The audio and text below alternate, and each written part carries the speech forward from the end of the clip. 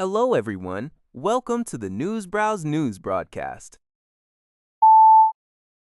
According to Radio Canada International, Mexican officials have provided new details regarding the shooting incident at the Teotihuacán pyramids that resulted in the death of a Canadian woman and injuries to 13 others.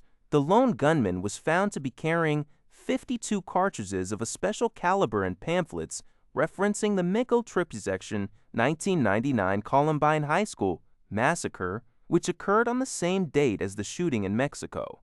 The firearm used was a Teotihuacán sword because 818 da begreat. The firearming the usmist ils newly prached a becreation and a black. Authorities could not trace its origin. Mexican President Claudia Sheinbaum expressed solidarity with the victims, and Canadian Prime Minister Mark Carney acknowledged the incident, offering condolences to the family of the deceased. The investigation into the shooting is ongoing. Global News reports that Canadian Prime Minister Mark Carney has extended his condolences following the terrible killing of a Canadian citizen in a shooting at Mexico's historic Teotihuacán pyramids. The incident, which occurred on Monday, saw a gunman open fire on visitors before taking his own life. In addition to the deceased, 13 people of various nationalities were injured, including a second Canadian, 29-year-old Delicia Lee De Jong, who was struck by gunfire. Foreign Affairs Minister Anita Anon stated she spoke with her Mexican counterpart, who committed to a thorough investigation, vowing to leave no stone unturned. Mexican President Claudia Sheinbaum also promised strengthened security for archaeological zones. Canada's current travel advice for Mexico recommends a high degree of caution. New Brunswick has declared a flood stage for Gagetown as the St. John River levels continue to rise, impacting communities east of Fredericton. Water levels at Gagetown reached 4.26 meters today, April 21, 2026, and are projected to peak at 4.4 meters over Wednesday and Thursday. As a result, several river trails in Fredericton have been closed, and flood warnings remain in effect for both the capital city and the rural community of Jemseg.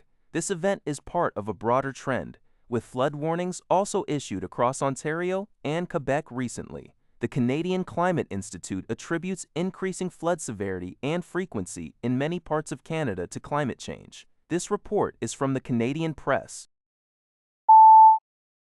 CBC News reports that Anthropic's new AI model, Mythos, designed for defensive cybersecurity tasks, has revealed thousands of major vulnerabilities across every major operating system and web browser. This capability has sparked significant concern among cybersecurity experts and the banking sector. Critics acknowledge that, while Anthropic framed this discovery as part of a controlled preview, the model's ability to identify and exploit unknown flaws faster than companies can patch them poses a severe threat. This could dramatically accelerate sophisticated cyber attacks, particularly impacting sectors like banking that rely on complex and often outdated technology. Regulators, including Bank of Canada Governor Tiff Macklem, are engaging in early discussions to understand and manage these risks. Despite the U.S. Pentagon's earlier supply chain risk designation for Anthropic, the U.S. government is considering making a version of Mythos available to federal agencies. Experts emphasize the urgent need for robust cybersecurity protections to keep pace with rapidly evolving AI technologies. Canada is taking a significant step toward securing its future in space with the introduction of the Canadian Space Launch Act by Minister of Transport, the Honourable Stephen MacKinnon.